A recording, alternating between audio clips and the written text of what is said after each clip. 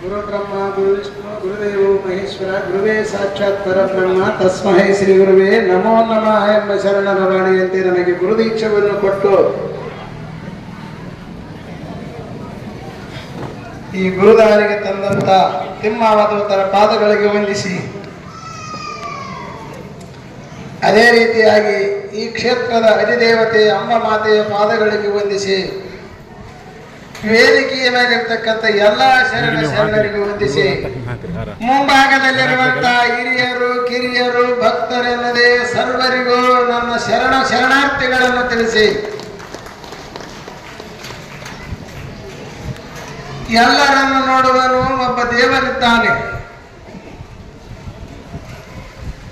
ಅಂತ ನಮ್ಮ ಶರಣರು ಎಲ್ಲರೂ ಸವಿಸ್ತಾರವಾಗಿ ತಮಗೆ ಇವತ್ತು ಬಹಳ ಬಹಳ ವಿಚಾರ ಹೇಳಿರ. ಒಬ್ಬೊಬ್ಬರು ಒಂದು ವಿಚಾರ ಹೇಳಿ ನಿಮಗ ಅದ್ಭುತ ಬೋಧನೆಯನ್ನು ಮಾಡ್ಯಾರ. ಇದ್ರಾಗ ನಾನು ಹೇಳೋದೇನಿಲ್ಲ, ನಾನು ಶಾಲೆನೂ ಕಲ್ತಿಲ್ಲ, ಶಾಸ್ತ್ರನೂ ಓದಿಲ್ಲ, ಮಂದಿಗಳು ಬಳಕೆನೂ ಇಲ್ಲ. ನಾನು ಎಂಥವನು ಅಂದ್ರೆ ಒಬ್ಬ ದಡ್ಡ. ಎಂತ ದಡ್ಡ?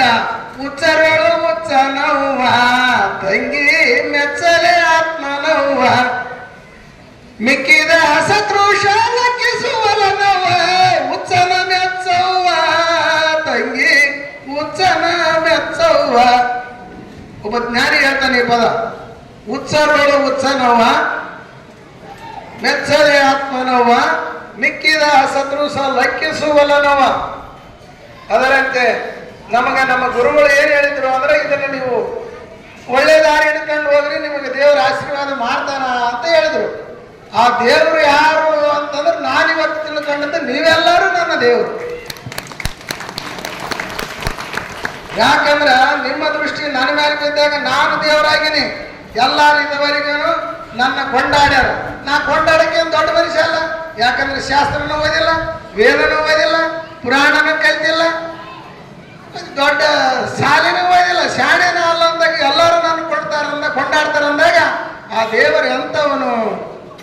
ಒಬ್ಬ ದಡ್ಡನ್ನ ನಿಮ್ಮ ಮುಂದೆ ನಿಂದ್ರಿಸಿ ನನ್ನ ಶಾಣೆನಾಗಿ ಮಾಡ್ತಾರಂದ್ರೆ ಆ ದೇವ್ರು ಎಂಥವನು?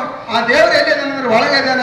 ಅದನ್ನ ಅರ್ಥ ಮಾಡ್ಕೊಂಡು ನೀವು ಮನಸ್ಸನ್ನ ಅರ್ಥ ಮಾಡ್ಕೊಂಡು ನಡ್ಕೊಂಡಾಗ ನೀವು ಮಹಾತ್ಮರು, ಆತ್ಮವೇ ಪರಮಾತ್ಮ ಆಗುತ್ತೆ ನಿಮ್ಮದು. ಈ ಶರಣರ ನುಡಿಗಳೇನದೇವಲ್ಲ, ಈ ನುಡಿಗಳನ್ನು ನೀವು ತಲೆಯೊಳಗೆ ಹಾಕೊಂಡು ಉತ್ತಮವಾದದ್ದು ಒಳಗಾಕ್ಯಾವ್ರಿ, ಅದು ಸರಿ ಇಲ್ಲದನ್ನು ಹೊರಗಾಕಿ ನೀವು ಉತ್ತಮರಾಗ್ರಿ ಅಂತ ನಾ ಹೇಳಕ್ ಬಯಸ್ತೀನಿ. ಯಾಕಂದ್ರೆ ನೋಡಿ, ನನ್ನಂತ ದೊಡ್ಡವ್ರು ಮಾಡಿದ್ದಲ್ಲ ದೇವರು. ಯಾವುದು? ನನ್ನೊಳಗಿರೋಂಥ ಮನಸ್ಸು. ನನ್ನ ದಿವಸಕ್ಕೆ 10 ಮಂದಿ ಬೈದ್ರೆ 100 ಮಂದಿ ನೆನೆಸ್ತಾರೆ. ಯಾಕೆ ಹೊಡಿತೀನಿ ಅಂತ ಬಿಡು ಅಂತಾರೆ. ಆದ್ರೆ ಆ ತಂದಿದ್ದ ಮೊನ್ನೆ ಎಗರಿದ ಕೆಲಸ ಅಂತ ನಮ್ಮ ದಿನ ಬಂತು. ನಾನು ಶಾಣೆನಲ್ಲ, ನನಗೇನ್ ತಿಳಿದ ಅದನ್ನ ಮಾತಾಡೋದು. ಆದ್ರೆ ನಿಮ್ಮಂತ ಎಲ್ಲ ಉತ್ತಮರ ದೃಷ್ಟಿ ನನ್ನ ಮೇಲೆ ಬಿದ್ದಾಗ ನಾನು ಉತ್ತಮನಾಗಿ ನನ್ನ ಆತ್ಮ ಪರಮಾತ್ಮನಾಗಿ ಎಲ್ಲರ ಕಣ್ಣಿಗೆ ಕಾಣಕತ್ತಿದ್ದೆ. ನಾನು ಉತ್ತಮನಲ್ಲ, ನಿಮ್ಮೆಲ್ಲರ ದೃಷ್ಟಿ ಏನೈತಲ್ಲ ಅದು ನನ್ನ ಮೇಲೆ ಬಿದ್ದೈತೆ. ಆ ದೃಷ್ಟಿಯಿಂದ ನಾನು ಉತ್ತಮನಾಗಿನಿ ಅಂತ ಹೇಳಕ್ ಇಷ್ಟಪಡ್ತೀನಿ ನಾನು. ಅದಕ್ಕೆ ತಾವೆಲ್ಲರೂ ಇವತ್ತು ಎಲ್ಲಾ ನಮ್ಮ ಶರಣರು ದಿವ್ಯ ಜ್ಞಾನವನ್ನು ಬಿತ್ತಿದ್ದಾರೆ. ಆ ದಿವ್ಯ ಜ್ಞಾನವನ್ನು ನಿಮ್ಮ ತಲೆಯೊಳಗೆ ಅಡಿಸಿಕೊಂಡು ನಿಮ್ಮ ಮನಸ್ಸನ್ನು ಶುದ್ಧಿಯಾಗಿ ಮಾಡಿಕೊಂಡು ಉತ್ತಮವಾದದ್ದು ಒಳಗಿಟ್ಟುಕೊಂಡ್ರೆ ಕೆಟ್ಟದ್ದು ಹೊರಗಿಟ್ಟು ನೀವು ಚಲೋಟ್ನಾಗಿ ನಡ್ಕೊಂಡಾಗ ಮಾತ್ರ ನಿಮ್ಮಂತ ಮನೆತನ ಶುದ್ಧ ಆಗ್ತ, ನಿಮ್ಮ ಮಕ್ಕಳು ಶುದ್ಧ ಆಗ್ತಾರ, ಎಲ್ಲ ಶುದ್ಧ ಆಗ್ತಾರೆ ಅಂತೇಳಿ ನಾನು ಆ ಅಮ್ಮಮ್ಮ ಇವತ್ತು ಇಲ್ಲಿ ಎಲ್ಲರೂ ಈ ಕಾರ್ಯಕ್ರಮಕ್ಕೆ ಬಂದಿರಲ್ಲ, ನಿಮ್ಮೆಲ್ಲರಿಗೂ ಶುಭ ಆಶೀರ್ವಾದ ಮಾಡಲಿ, ನಿಮ್ಮೆಲ್ಲರಿಗೂ ಒಳ್ಳೆಯ ಒಂದು ಗುಣ ಕೊಡಲಿ, ಎಲ್ಲರನ್ನು ಮುನಿದರನ್ನಾಗಿ ಮಾಡಲಿ ಆ ತಾಯಿ ಅಂತೇಳಿ ನಿಮಗೆ ನಾನು ಆ ತಾಯಿಯಲ್ಲಿ ಕೈ ಎತ್ತಿ ನಿಮ್ಮೆಲ್ಲರ ಪರವಾಗಿ ನಾನು ಆಶೀರ್ವಾದವನ್ನು ಮಾಡಿ ನಾನು ನನ್ನ ಮಾತುಗಳು ನಮಗೆ ತೃಪ್ತಿ ಆಗೋದಕ್ಕೆ ಎಷ್ಟು ಬೇಕು ಅಷ್ಟನ್ನ ಮಹತ್ವ ಸ್ವೀಕಾರ ಮಾಡಿದ್ರೆ ನಾವು ಶಾಂತಿಯಿಂದ ಇರ್ತೀವಿ. ಅದಕ್ಕಿಂತ ಹೆಚ್ಚು ಬೇಕು ಅಂದಾಗ ಅಶಾಂತಿ ಪ್ರಾರಂಭ ಆಗ್ತದೆ. ಅದಕ್ಕೆ ಹೆಚ್ಚು ಇರಬೇಕು ಅಥವಾ ಕಡಿಮೆ ಇರಬೇಕು ಅಥವಾ ಹೆಂಗಿರ್ಬೇಕು ಅಂತೇಳಿ ಡಾಕ್ಟರ್ ರೋಗ ಬಂದಾಗ ಹೆಂಗ್ ಔಷಧ ಕೊಟ್ಟು ಆ ರೋಗದ ಕಂಟ್ರೋಲ್ ಮಾಡ್ತಾರೋ ಹಂಗ ನಮಗೆ ಅಶಾಂತಿ ಸೃಷ್ಟಿ ಆದಾಗ, ಅಸಮಾನತೆ ಹೆಚ್ಚಾದಾಗ, ನಮ್ಮಲ್ಲಿ ಗೊಂದಲಗಳು ಸೃಷ್ಟಿ ಆದಾಗ ಗುರುಗಳ ಹತ್ರ ಬಂದ್ರ, ಸತ್ಸಂಗದ ಹತ್ರ ಬಂದ್ರ, ಸತ್ಸಂಗದ ಸವಾಸ ಮಾಡಿದ್ರೆ ನಮ್ಮ ಎಲ್ಲಾ ಪಾಪಗಳು ಪರಿಹಾರ ಆಗ್ತಾವ. ದೂರ ಆಗಿ ಶಾಂತಿ ನಮ್ಮ ವಶ ಆಗ್ತದೆ, ಅವಾಗ ಮಾತ್ರ ನಾವು ನೆಮ್ಮದಿಯಿಂದ ಬದುಕೋದಕ್ಕೆ ಸಾಧ್ಯತೆ ಐತೆ ಅಂತ ಹೇಳ್ತಾ ಸದಾ ಸತ್ಸಂಗದಲ್ಲಿರ್ರಿ. ನಾನು ಪ್ರತಿ ಸಲ ಹೇಳ್ತಿರ್ತೀನಿ, ಗುರು ಅಂದ ಕೂಡಲೇ ಯಾರನ್ನ ಬೇಕು ಅವ್ರನ್ನ ನಂಬೋದು ಬೇಡ. ಗುರು ಅಂದ್ರೆ ಅವರು ನಮಗೆ ಏನು ಅರಿವನ್ನ ನೀಡ್ತಾರೋ ಅದು ಮಾತ್ರ ಗುರು. ಕೆಲವು ಪಡ್ಕೊಳ್ಳೋರು ಇದ್ದಾರೆ, ಎಲ್ಲಾ ವಿಚಾರದಲ್ಲಿ ಎರಡು ನಮೂನೆ ಇರ್ತಾವ, ಒಂದೇ ಇರೋದಲ್ಲ. ಅದನ್ನ ಹಾಲು ಕಳ್ಳಿ ಹಾಲನ್ನು ಹಾಲು, ಆಕಳದ ಹಾಲನ್ನು ಹಾಲು. ಆದ್ರೆ ಕಳ್ಳಿ ಹಾಲು ಯಾರು ಕುಡಿಯೋದಲ್ಲ, ಆಕಳದ ಹಾಲು ಕುಡಿತೀವಿ. ಹಾಲಿಗೆ ಹಾಲು ಬಂದಂತ ಹೊರತು ಹಾಲೆ ಬೇರೆ ಏನಾರ ಬೆರೆಸಿದ್ರೆ ಹೊಂದಂಗಿಲ್ಲ. ನೀರಿಗೆ ನೀರು ಒಂದಂತೆ ಹೊರತು ಆ ನೀರಿಗೆ ಏನಾರ ಹಾಕಿದ್ರೆ ಅದು ಬೇರೆನೇ ತೋರಿಸ್ತದ. ಅದಕ್ಕೆ ಅರುವೇ ಗುರು, ಗುರು ಅಂದ್ರೆ ಅರಿವು. ಅಂತ ಒಂದು ಅರಿವು ಮರುವಿನ ಮತ್ತೆ ನಮಗೆ ಎಚ್ಚರಿಕೆಯನ್ನು ಕೊಡುವಂತ ಗುರುಗಳೇನಿದ್ದಾರೆ ಇವತ್ತು ಈಗಾಗಲೇ ಬಹಳ ಮಂದಿ ಹೇಳಿದರು ನಾಮದೇವ ಗುರು ಬಗ್ಗೆ. ಅವರು ಎಲ್ಲಿ ಕೂಡ ಒಂದು ದೊಡ್ಡ ಪೀಠ ಮಾಡಿ ಬಂಗಾರದ ಇದು ಮಂಚ ಮಾಡಿಕೊಂಡು ಅದ್ರ ಮೇಲೆ ಮಲಗಿದವರಲ್ಲ. ದೊಡ್ಡ ದೊಡ್ಡ ಹೂನೆರ ಹಾಕೊಂಡು ಪಲ್ಲಕ್ಕೆ ಮೆರೆದಾಡೋರಲ್ಲ.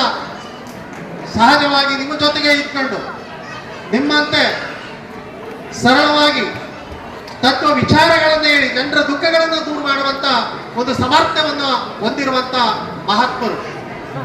ಅಂಥವ್ರ ಜೊತೆಗೆ ನಾವು ಸದಾ ಇರೋಣ. ಜ್ಞಾನ ಯಾರಪ್ಪನ ಸೊತ್ತ ಅಲ್ಲ, ಜ್ಞಾನ ನಮ್ಮಲ್ಲೂ ಐತೆ. ಅದು ಯಾಕೆ ಇದಾಗಿ ಮರವಾಗಿದೆ ಅಂತಂದ್ರೆ ಅಜ್ಞಾನ ಅನ್ನೋದು ನಮ್ಮಲ್ಲಿ ಹೆಚ್ಚಾದಾಗ ಆ ಜ್ಞಾನ ತಗ್ಗಿರ್ತದೆ. ಅದಕ್ಕೆ ಅಜ್ಞಾನನ ಹೊಡೆದೋಡಿಸ್ಬಿಟ್ರೆ ಜ್ಞಾನ ಉದ್ಭವ ಆಗ್ತದ.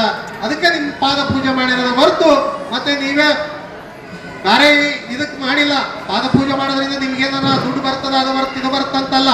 ನಮ್ಮಲ್ಲಿರುವಂತ ಮರವನ್ನ ದೂರ ಮಾಡಿ ಅರುವ ಅನ್ನೋದು ಉದ್ಭವ ಆಗಲಿ ಅಂತೇಳಿ ನಿಮ್ಮೆಲ್ಲರಿಗೆ ಪಾದ ಪೂಜೆ ಮಾಡಿ ನಿಮ್ಮೆಲ್ಲರಿಗೆ ಶಾಲಾ ಹಾಕೋದ್ರ ಮೂಲಕ ಈ ಒಂದು ಕಾವ್ಯ ಮಹತ್ವವನ್ನ ನಿಮ್ಮ ಹೃದಯದೊಳಗೆ ಮನೆ ಮಾಡಲಿ ಅಂತೇಳಿ ಶರಣರು ವಿಚಾರಗಳನ್ನು ಕೊಟ್ಟಿದ್ದಾರೆ. ಅಂತ ಒಂದು ಶರಣರ ತತ್ವ ಸಿದ್ಧಾಂತಗಳಲ್ಲಿ ನಾವು ಸದಾ ಇರೋಣ ಅಂತೇಳಿ ಹೇಳ್ತಾ ಈ ಸಂದರ್ಭದಲ್ಲಿ ನನಗೂ ಮಾತನಾಡೋದಕ್ಕೆ ಅವಕಾಶ ಕೊಟ್ಟದಕ್ಕೆ ತಮ್ಮೆಲ್ಲರಿಗೆ ವೇದಿಕೆ ಮೇಲೆ ಇರ್ತಕ್ಕಂಥ ಶರಣರಿಗೂ ವಂದಿಸಿ ನಾನು ಎರಡು ಮಾತುಗಳನ್ನು ಮುಗಿಸ್ತೀನಿ. ತಮ್ಮೆಲ್ಲರಿಗೆ ನಮಸ್ಕಾರ. ಸತ್ಯವಂತರ ಸಂಘವರಲ್ಲೂ ತೀರ್ಥವ್ಯಾತಕ್ಕೆ ನಿತ್ಯ ಜ್ಞಾನಿಯಾದ ಮೇಲೆ ಚಿಂತೆಯಾತಕ್ಕೆ ಎಂಬ ಹಿನ್ನೆಲೆಯಲ್ಲಿ ಶರಣರು ಹೆಚ್ಚಿನ ಮಾಡಿದ ಒಳ್ಳೆಯ ಮಾತುಗಳನ್ನು ಹೇಳ್ತಾರೆ. ಅವರಿಗೆ ಜೋರಾಗಿ ಇನ್ನೊಂದ್ಸಲ ಚಪ್ಪಾಳೆ. ಶರಣ ಬಂಧುಗಳೇ, ಈ ವೇದಿಕೆ ಮತ್ತೆ ಮತ್ತೆ ಸಿಗುವುದಿಲ್ಲ. ಅನುಭವದ ಗೋಷ್ಠಿದು. ಇನ್ನೊಂದಿಬ್ಬರು ಶರಣರು 2 ನಿಮಿಷ ಕೊಡ್ರಂತೇಳಿ ಕೇಳ್ಕೊಂಡಿದ್ದಾರೆ. ದಯಮಾಡಿ 2 ನಿಮಿಷಕ್ಕೆ ತಮ್ಮ ಅನುಭವ ಮುಗಿಸ್ಬೇಕು. ಅಂಬಣ್ಣ ನಾಯಕ ಡೊಣಮರಡಿ ಅವರು